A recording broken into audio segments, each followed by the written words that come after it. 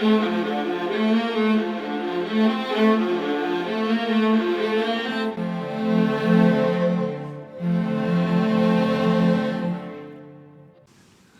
good day to you all. Thank you for joining me on Prophet Watch, revealing tomorrow's news today. Okay, in episode 1 or part 1, I basically gave you guys a background of why I'm doing what I'm doing. So the Lord is just, in a nutshell, the Lord has been laying prophecies on my heart. I'm not a prophet myself. I listen to prophecies probably a few thousand hours by now. I follow a certain group of guys, although they're not necessarily related, and that is what the Lord has been speaking to my heart. So that is what I've been doing. So the subject or the heading for today's part 2 or episode is Trumpism. Okay, so I'm going to chat a bit to you guys about Donald Trump. Just obviously it's my personal opinions, and that is just what I feel and what I observe. So God appointed Trump in the first term to, I must be honest with you, I don't think we had a proper clue on what God was doing by electing and choosing this man. But in the meantime, he's being literally nursing and nurturing Trump to become the president of the United States, which eventually he became in the 2016 election. He was inaugurated, and guys, what a ride it's been. So he has one of the first things he did is to move the U.S. embassy from Tel Aviv to Jerusalem. It was, guys must know what God is doing. God is a God of progress and acceleration. So God has been accelerating probably the previous 50, 60 years, and presidents that did not, there was always talks about doing things in one. And I mean, when he came in, bam, it's like a sledgehammer. He just did it. And Trump, people don't write speeches for him generally. I'm not saying never, but generally. So he speaks out of his heart. He speaks what he thinks. He's got a clear mind. He's got common sense. He's got business background. He's got working with people all his life, a background in that. He's used to money, and that was just totally anti-establishment. It totally took the whole world by surprise, and no lobbyist would come to him and say, we're going to do this for you if you pass this law. So it was, the guys were literally scrambling around. I can just see in my mind's eye the guys scrambling and having meetings on the side. How do we get this guy? Because he's not a conventional president. He even tells us he's not a politician. So how did it happen? How do we influence him? How do we get him to do what we want him to do? So he's been a wrecking ball, a King Cyrus of sorts. Even Benjamin Netanyahu, whatever, the Israeli president, he gave him a coin and he called him the Cyrus of Israel. And you can go and read what the background is of Cyrus. He was a king that literally facilitated a lot of progress for the Jewish nation. So they honored him with that. And so when he started, it was that, and until this day, this establishment cannot come to grips with how he's doing things, because it's not even swimming upstream, it's just swimming in his own stream in a way. He doesn't care how it's been done the previous 500 years. He puts his country first, he honors the Lord, and he's not a finished product by any stretch of the imagination, but he honors the Lord. And guys, when you honor God in your government and you make decisions in line with the righteousness of the living God, God will honor you. If you bless Israel, he will bless you. If you honor him, he will honor you. So that is why this man is standing till this day. Not because he's clever or he's witty or anything like, although he is obviously very intelligent and all of that type of thing. But basically, Trump is the answer that the church has been praying for, although they didn't know he's going to come in that form. But the answer that the church has been praying for, and that God has had basically a key, and that is Donald Trump. So whether you like it or not, he came in, he made righteous decisions, he put his country first, they had economic prosperity like literally never ever before. You're sitting with so much resources inside of the USA, and by that time the outsource model was rampant. Everything was made offshore. And he says, well, how can we to the disadvantage of our economy, go and buy products from other economies if we don't get benefit out? In other words, you're literally taking your currency and your wealth, and you take your wealth and you buy something from other countries where your own citizens are being laid off or don't have jobs and that. So that was because he didn't pet the establishment. From that day till this day, they're trying to take him out. They're trying to, there's still talk shows all over the USA that literally every night ridicule him. He's not even on Twitter or Facebook anymore. He's got his own way of communicating. But it shows you he really hit a nerve. He hit a nerve, and that nerve is the spirit of basically Antichrist, the spirit of control. So he went totally against that. And people said, but this guy is for freedom. This guy is for prosperity of everyone. He did more for the African American and the other minority, what they call in the States, minority groups, than any other president ever. They will admit that. He did away with stupid laws and accords that the United States was part of. And he did that in such a short period of time. But from the first thing that they said was impeach. The first thing that they said was get rid of him. The first thing that they wanted to do was to silence him. Where have you heard in your life that the President of the United States cannot air his views in a country that's got the Bill of Rights that says you have the right, the fundamental right, to air your personal views? In other words, there's total religious and economic freedom is guaranteed by the Constitution of the United States, and the president cannot air his views because some organization deemed that, and it's fact-checked. Guys, don't even start with fact-checking. Who is checking the facts? You know how many things has been... If you were saying in May 2020 that the coronavirus was developed in a lab in Wuhan, you were probably cancelled and probably charged and probably worse. You were totally blacked out of the mainstream media, all of that. You're probably criminally charged as well. Now it is fact. Now it is, the guys are seeing that they've done gain-of-function research. It's been funded by some organizations in the United States, and it was because their own universities didn't want to do that research. So they moved it to China and they financed it. Now it's coming out, it's talked about in the Congress.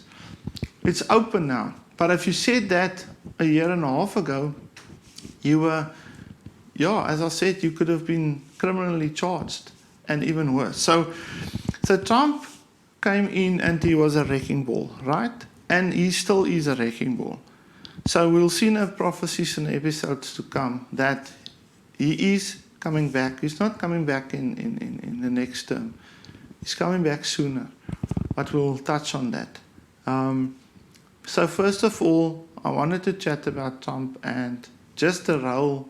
I just want to, from my point of view, just explain the role that he's playing. So he is probably globally the kingpin. And I explained in my previous episode that the United States is responsible for more than 90% of all evangelism globally. Now, that is how important the United States is to the world. The United States is a beacon for liberty, which means freedom, of individual rights, of individual freedoms. They've always condemned people that are taking rights away, and they've always encouraged people to say what they want to say and to do what they want to do. In the fact that I'm not saying do what you want to do illegally, like against the law. I'm talking about if you want to go out and have ice cream, you can do that. So what COVID has done, it's taking a lot of that liberties away from general population. And slowly but surely over the last 2 years, we've been told where we can eat, where we can sit, what we must wear, what we must do. And the moment you start putting on that glasses and start seeing how we've been pushed into a certain narrative in the name of a pandemic, in the name of emergency laws that you could never put, there's no country, maybe China on earth, that you can have the type of laws that these guys are implementing now in the name of a virus. Guys, we've had viruses, just to put this in perspective. The Spanish flu of the early last century killed 500 to 600 million people. And I mean, that stage there was probably 1 billion people. It's under correction, and my figures are not 100% right, but I'm just saying that it was that, I mean, people literally were lying in the streets and had to be taken away and buried in that. Just to give you, I mean, abortions, for instance. Guys, go and look at the worldometer on your phone and that. Abortions is, I don't know, I think it was 35, 36 million just last year alone. Right? COVID deaths, that we don't even know if that data is correct, is, I mean, what is that? 1,000% if you work it out percentage-wise. More than, I mean, you get suicides. Can you imagine every day there's behind every news outlet and every telecast, in a corner behind it, people report abortions. People report cancers, new cancer confirmations, right? That is cancer confirmations and abortions, people dying in car wrecks, all of that type of thing. It's totally much more in size than the coronavirus. Yet the fear mongering has been going on and going on, telling you how many cases. So what if how can you keep on counting cases that's been in since March or February 2020, and you say, oh, we've just reached the 30 million mark for cases. What? I don't understand that. Can you, go and keep record then of all the cancers and all the abortions since 20. You'll see where we get.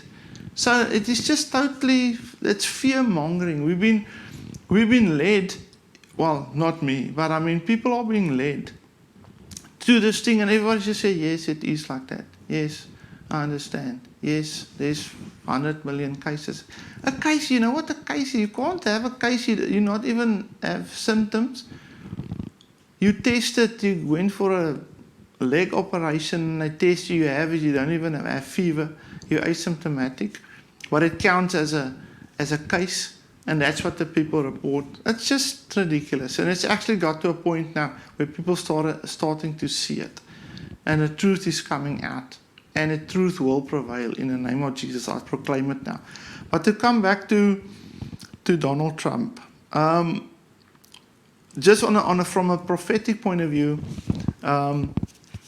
you welcome, as I said, there's many prophets, but there's one guy now who's an ex-fireman. he prophesied in 2011 already. But Clement has been prophesying about the trumpet and Trump and the way they want to impeach him and all of that. So you're more than welcome to go and watch Clement's prophecies on Donald Trump, and it's actually all manifesting. And he even said there will be another term, etc., etc., etc. So I just wanted to give you a bit of a background.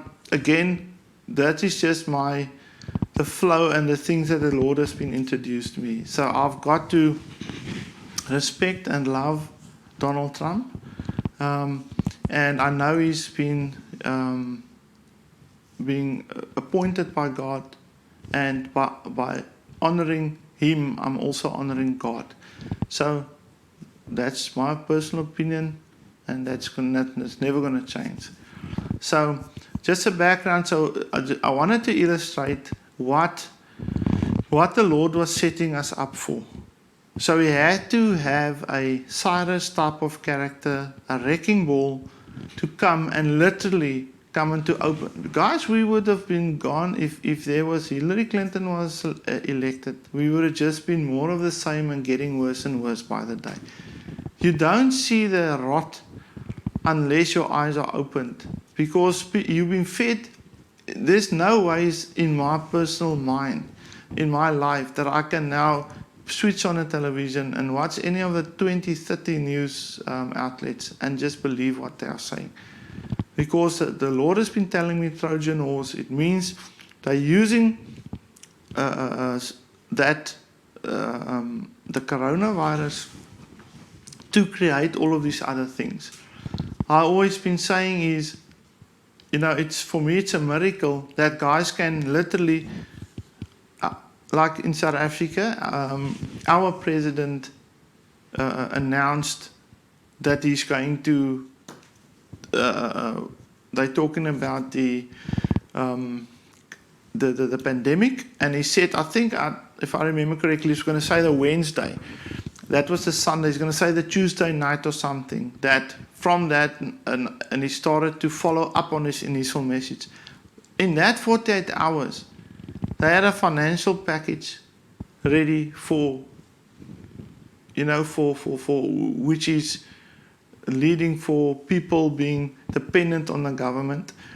So I'm asking myself, if you talk about billions and billions and billions of dollars, right? How do you do that in 48 hours? I mean, you can't, sometimes they can't even, they have to prepare the budget, right, for South Africa. And we had the State of a Nation address just not too long ago. So you have to do that, and it literally takes the economists and that, it takes them a long, long time, months and months, to get to a point where they can actually present it. So how do you in 48 hours just go on air, and you have all of a sudden you have billions of dollars, and you know exactly what it's for? So you're either being led, or there was a plan in place already that they've been working on for quite some time. So the emergency is then taken out. It's well calculated and planned. But to come back to Trump, so he is the wrecking ball against the establishment. He's fearless. He's going to do whatever he says he does. He said he's going to build a wall. The people rolled their eyes and they went absolutely bonkers. But look where we are today. He went and he built. He couldn't finish it in time. But I mean, by and large, he built a wall. And that's the first politician in the history of politics who did what he said he's going to do.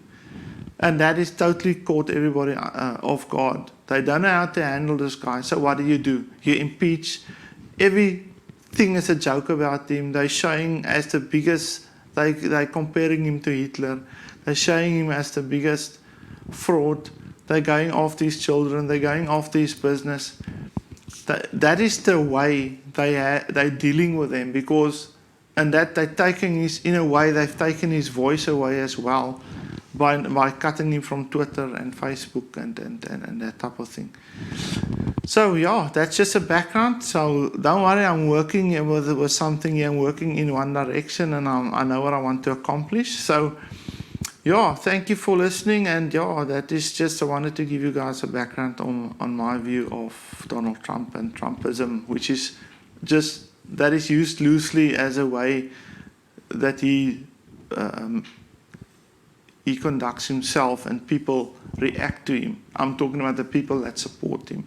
If everybody agrees with any of what he says, you're being accused of Trumpism. And even overseas, when people see, like in Brazil, the president is doing certain things the way Trump did it, they call it Trumpism. So yeah, that is just basically that.